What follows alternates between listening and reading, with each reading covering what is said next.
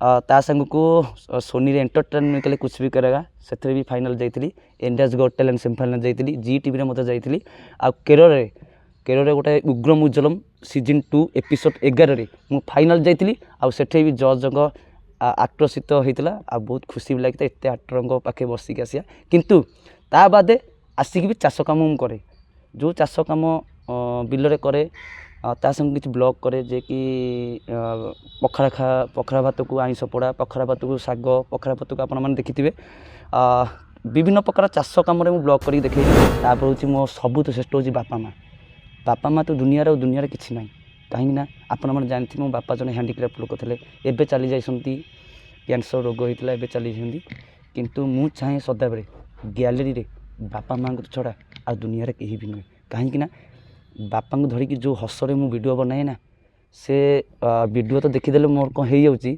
किंतु तार जो अनुभूतिटा एबे भी सुधा मु गैलेरी खोलू खोलू मो बापा वीडियो ही पाऊँ मु भावेनी जे केते लाइक आसो केते कमेंट आसो मुझे भावेनी मु जमा देखनी केते लाइक आसो किंतु एटा मु भावे जो 15 सेकंड 30 सेकंड मु वीडियो बनाए जो बापा टिके हसदा सेति मो पई थला सब तो पृथ्वीर सबुठ बड़ हस था कहीं मुझे लाइक तो आज 4टा होती काली 5टा हे आज 6टा होती काली 7टा हे किंतु से 15 सेकंड जो हसटा बहुत खुशी लगे आ से वीडियो रे समस्त भल पाइबा ओडिशावासी भल पाइबा आउ बापा माँ भल पाइबा 60 मिलियन क्रॉस होती माने मद फद पी दूचे जहाँ करचे बापा आमर चाषी लोक थे बहुत माने एकुटिया सी 5 माने 6 माने चाष करती से भल लोक तो आम एबेका जुगे पाइबानी हैंडीक्राफ्ट हो कि शुणुनी कि शुणाऊनी कि कहीपार तथापि एत शक्ति था जे दारे धान काटिकी 5-6 मान काटिकी मत छोटे मुझे मत नहीं माने शिखई तथापि धान काटिकी मुंडे बुहांती से गहिर ए गहिर बुहांती आजिका जुगर तो धान टेकिला लोक शोई पड़ुं मुझे चाहती मो बापा को एत लोक कौन कहते कौन ना खना जड़ा हो बापा को घर बाहर करदे जे कि फैमिली डिस्टर्बेंस होगी बापा तापर माँ को मैरेज करते मैरेज कला भर भी तथा मुझे सब सहयोग करी आज देख बापा को धरिकी जो वीडियो बनैली लोक देखिले स्प्रेड हेले जहा आ समस्त भल पाया होता गाँ मानक भी बाहर जो गाँ दिने बेछा करता जी खनाजड़ा लोक बोली आज से ही गाँ समस्त आगे कौच बारे पुओ बा यही भाया बापा को तू वीडियो बनाऊ यू आर ग्रेट आउ ताठू बड़ जिन कौन कवि भाई परिचयटा समस्त नमस्कार मुझे खोर्धारू रितेश कुमार साहू भाई रितेश नारे कम पाइक पुओ ओडिया पुओ नारे ओडिशा सारा फेमस एक्चुअली कहवाक गले पाइक शब्दर लोक मैंने एबे भी सुधा जानी ना किंतु जो पाइक आम देश स्वाधीन आनी जो पाइक आम देश को इंग्रेज माने हटई देते इंग्रेज मान को आजिका जुगरे जमान पिला माने जान पाइकर अर्थ कौन जिते मु पाइक स्टार्ट कली पिलादिन मु भी भाभी नी मुझे ओडिया पाइक पुओ मुझे ना करी किंतु समस्त धन्यवाद कि आम गाँव समस्त बंद को धन्यवाद मो गुरु को धन्यवाद समस्त धन्यवाद जहाँ आज छोट पादरू बड़ पादटे देली आड़िया पाइक ना समस्त चर्चित आड़िया पाइक ही आम देशर सबुठू सर्वश्रेष्ठ नाम कहीं ओडिया पाइक द्वारा आम विभिन्न जिनस शारीरिक शिक्षा शिखी था कि बाड़ी बुला तो धरिकी विभिन्न प्रकार करा भी शिखी था ता व्यतीत कहवाक गले ओडिया पाइक जो नाटा समस्त पाखे रही था भाई आपनकर सोशल मीडिया आम वीडियो देखुचे आप विभिन्न प्रकार बाड़ी बुलांती बाड़ी खेल करती पाइक खेल करती एटा कौट शिखिले जिते सोशल मीडिया रे आपन देखुंती जो मो बापा माँ संगे वीडियो बनाऊँगी फास्ट तापर जो पाइक वीडियो बनाऊँगी तापर मुझे चाषी वीडियो बनाऊँगी फास्ट तो कहबी जिते पाइक जिते मुझे शिखिली 8म क्लास शिखी 8म क्लास जिते मु पाइक शिखी जे कि गुरु दीनबंधु विश्वास थे सी ए चली जाती पाखर जो शिक्षा मुझे शिखी आज समग्र ओडिशा नु भारत वर्ष विख्यात लाभ करुच्ची फास्ट मोर शो था दिल्ली रे आमर प्यारेड भवन जो जनवरी 26 जो प्यारेड हुए ओडिशा तरफ स्टेचर जे बाड़ी बुले बुले मुझे बहुत खुशी लगता आम टीम जाइला ता संग को सोनी रे एंटरटेनमेंट के लिए कुछ भी करेगा से भी फाइनल जाइली इंडियाज गॉट टैलेंट सेमीफाइनल जाइली जी टीवी मत जाइली आ केरल गोटे उग्रम उज्जवलम सीजन 2 एपिसोड 11 रे मु फाइनल जाइली आ सेठे भी जज ଆକର୍ଷିତ ହେଇଥିଲା ଆଉ ବହୁତ ଖୁସି ବି ଲାଗିଥିଲା ଏତେ ଆକ୍ଟରଙ୍କ ପାଖେ ବସିକି ଆସିବା। କିନ୍ତୁ ତା ବାଦେ ଆସିକି ବି ଚାଷ କାମ ମୁଁ କରେ, ଯେଉଁ ଚାଷ କାମ ବିଲରେ କରେ ତା ସାଙ୍ଗେ କିଛି ବ୍ଲଗ୍ କରେ, ଯେ କି ପଖାଳ ଭାତକୁ ଆଇଁଷ ପୋଡ଼ା, ପଖାଳ ଭାତକୁ ଶାଗ, ପଖାଳ ଭାତକୁ ଆପଣମାନେ ଦେଖିଥିବେ। ବିଭିନ୍ନ ପ୍ରକାର ଚାଷ କାମରେ ମୁଁ ବ୍ଲଗ୍ କରିକି ଦେଖେଇଲି। କାହିଁକି ନା ଚାଷ କାମ ଲୋକମାନଙ୍କର ଭୁଲିଗଲେଣି। ଯେଉଁ ଚାଷ କାମ ଆଜି ସମଗ୍ର ଓଡ଼ିଶାରେ ପ୍ରାଧାନ୍ୟ ହେଇକି ଥିଲା, ଆଜି ସେ ଚାଷ କାମ ଦେଖିବାକୁ ମିଳୁନି। ଆପଣ ନିଜେ ଯେତେବେଳେ ଆସିଥିବେ ରାସ୍ତାରେ ଆପଣମାନେ ଦେଖିଥିବେ ଯେ ଚାଷ କାମରେ ଏବେ ପ୍ଲଟ୍ କରିବାକୁ ଲୋକ ଡାକିଲେ, ଆଉ ଚାଷ କାମରେ ଲୋକ ପ୍ଲଟ୍ କରିବାକୁ ଲାଗିଲେ। ଆରେ ଚାଷ ଯଦି ପ୍ଲଟ୍ କରିବ ତାହେଲେ ଆମେ ଖାଇବା କ'ଣ? ଆରେ ଦିନ ଥିବା ଆମେ ଟଙ୍କା ଖାଉଥିବା, ଚାଉଳ ଦେଖିବାନି। ଆପଣମାନେ ନିଜେ ଚିନ୍ତା କରନ୍ତୁ, ଚୀନର ଗୋଟେ ରାଜ୍ୟ ଅଛି ଏବେକା ଯେଉଁଟା ଆପଣ ନ୍ୟୁଜ୍ରେ ଦେଖିଥିବେ, ଯେ ଏତେ ଚାଉଳ ହିଁ ମିଳିଲାନି, ଖାଲି ପଇସା ଧରିଲେ, ଲାଷ୍ଟକୁ ପଇସାକୁ ନେଇକି ପାଣିରେ ବତୁରିକି ଖାଇଲେ। ତାହେଲେ ମୁଁ ଗୋଟେ ଜିନିଷ କହିବା ଦରକାର, ଯଦି ଆମେ ସମସ୍ତେ କହିବା ଯେ ଆମେ ବଡ଼ ଲୋକ ହେଇଯିବା, ସମସ୍ତେ କଲେକ୍ଟର ହେଇଯିବା, ସମସ୍ତେ ଆମେ ପ୍ରଧାନମନ୍ତ୍ରୀ ହେଇଯିବା, ତାହେଲେ ଚାଷ କାମ କରିବ କିଏ? ଆମେ ଖାଇବା କ'ଣ? ସେ ମୋଟିଭେସନ୍ଟା ଲୋକମାନଙ୍କ ପାଖେ 90% ଦୂରେଇଲେ। କାହିଁକିନା ଆମେ ଯଦି ଜାଗା ଆଣିଛେ, ଜାଗା ବିକିଦେବା, ପଇସା ଧରି ପକାଇବା, ଆଉ ଚାଷ କାମ କରିବ କିଏ? ଆରେ ଜାଗା ତ ବିକିଲ, ପଇସା ତ ଆଣିଲ, ଆଉ ସେ ପଇସାରେ ତ ଚାଉଳ ଖାଇବା। କିନ୍ତୁ ସେଇ ଲୋକମାନଙ୍କ ମୋଟିଭେସନ୍ ବଦଳାଇବାକୁ ଯାଇ ଆଜି ଚାଷ କାମର କିଛି ବିଭିନ୍ନ ମହତ୍ଵ ଦେଖାଉଛି। ତାପରେ ହେଉଛି ମୋ ସବୁଠୁ ଶ୍ରେଷ୍ଠ ହେଉଛି ବାପା ମା'। ବାପା ମା' ତ ଦୁନିଆରେ କିଛି ନାହିଁ।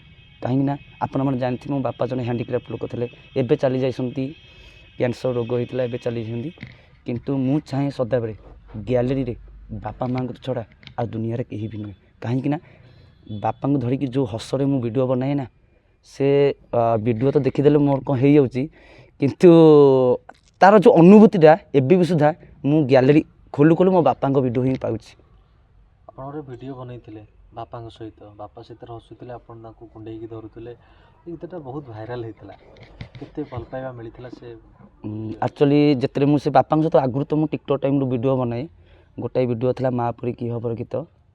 ବାପାଙ୍କୁ ଯେତେବେଳେ ମୁଁ ଆଙ୍ଗୁଠି ଧରିକି ଯେତେବେଳେ ମୁଁ ଗୀତଟେ ବୋଲିକି ବାପାଙ୍କ ସହିତ ଆକ୍ଟିଂ କରୁଥିଲି, ମୁଁ ଭାବେନି ଯେ କେତେ ଲାଇକ୍ ଆସିବ, କେତେ କମେଣ୍ଟ ଆସିବ, ମୁଁ କେବେ ଭାବେନି। ମୁଁ ଜମା ଦେଖିନି କେତେ ଲାଇକ୍ ଆସିବ, କିନ୍ତୁ ଏଇଟା ମୁଁ ଭାବେ ଯେଉଁ 15 ସେକେଣ୍ଡ 30 ସେକେଣ୍ଡ ମୁଁ ଭିଡ଼ିଓ ବନାଏ, ଯେଉଁ ବାପା ଟିକେ ହସ ନା, ସେତିକି ମୋ ପାଇଁ ଥିଲା ପୃଥିବୀର ସବୁଠୁ ବଡ଼ ହସ ଥିଲା।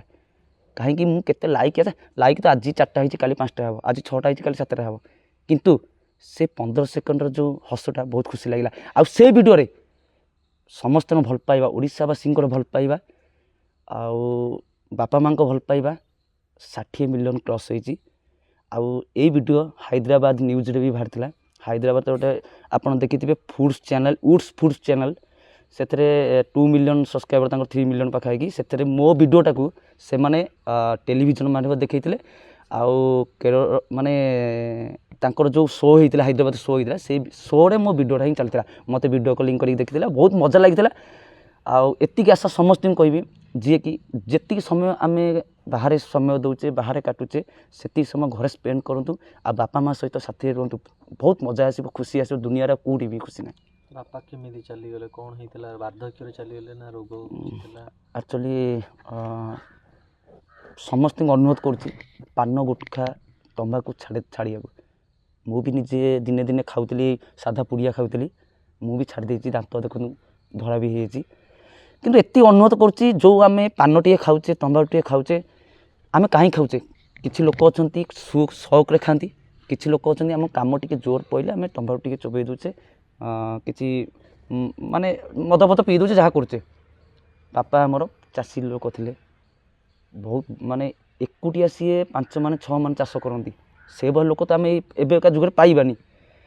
ହ୍ୟାଣ୍ଡିକ୍ରାଫ୍ଟ ହେଇକି ମଧ୍ୟ କିଛି ଶୁଣୁନି, କିଛି ଶୁଣାଉନି, କିଛି କହିପାରୁନି, ତଥାପି ତାଙ୍କୁ ଏତେ ଶକ୍ତି ଥିଲା ଯେ ଦାରେ ଧାନ କାଟିକି 5-6 ମାନେ କାଟିକି, ମୋତେ ଛୋଟଟିଏ ମୁଁ ହେଇଥିଲି, ମୋତେ ନେଇକି ମାନେ ଶିଖେଇକି ତଥାପି ଧାନ କାଟିକି ମୁଣ୍ଡରେ ବୁହାନ୍ତି, ସେ ଗହିରରୁ ଏ ଗହିର ବୁହାନ୍ତି। ଆଜିକା ଯୁଗରେ ତ ଧାନ ଟେକିଲା ବେଳକୁ ଲୋକ ଶୋଇପଡ଼ୁଛନ୍ତି। ପାନ ଟିକେ ଅଭ୍ୟାସ କରୁଥିଲେ, ଆଉ ପାନ ବି ଅନ୍ୟ ଖାଉଥିଲେ। ପାନ ଯେତେବେଳେ ତଣ୍ଟି ପାଖେ ଟିକେ ଗଳା ପାଖେ ଟିକେ ନାକୁ ଘା ଦେଖାହେଲା, ଘା ହେଲା ଭିତରେ ମୁଁ ଚେକଅପ୍ କରିଥିଲି, ଏମ୍ସରେ ଚେକଅପ୍ କରିଥିଲି, ଆପୋଲୋରେ ଚେକଅପ୍ କରିଥିଲି, ଆଉ କ୍ୟାନ୍ସର ହେଇଥିଲା, 4th ଷ୍ଟେଜ୍ ହେଇଥିଲା, ବାପା ଚାଲିଗଲେ। ତ ଭାଇ ଆଉ ଗୋଟେ କଥା ମଧ୍ୟ ଆମେ ପ୍ରାୟ ସମୟ ଦେଖିଛୁ କି ଆପଣଙ୍କ ବାପାକୁ ଗାଁ ଲୋକ ମଧ୍ୟ ମାନେ ଭଲରେ ସହ୍ୟ କରିପାରନ୍ତିନି, ଭଲରେ ଦେଖନ୍ତି। ଆକ୍ଚୁଆଲି ଏ ସମାଜଟା ହେଉଛି ସେଇଆ।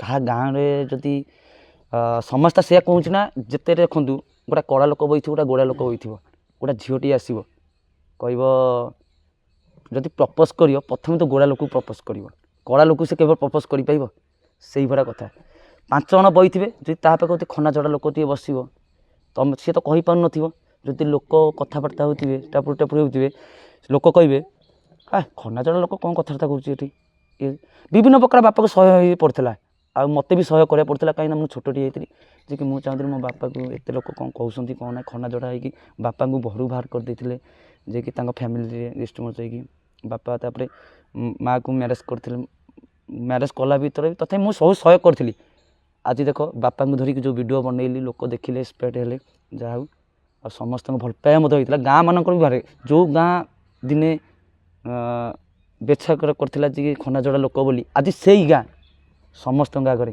କହୁଛି ବାରେ ପୁଅ ବା ଏଇଭଳିଆ ବାପାକୁ ତୁ ଭିଡ଼ିଓ ବନାଉଛୁ ୟୁ ଆର୍ ଗ୍ରେଟ୍ ଆଉ ତାଠୁ ବଡ଼ ଜିନିଷ ଆଉ କ'ଣ କହିବି।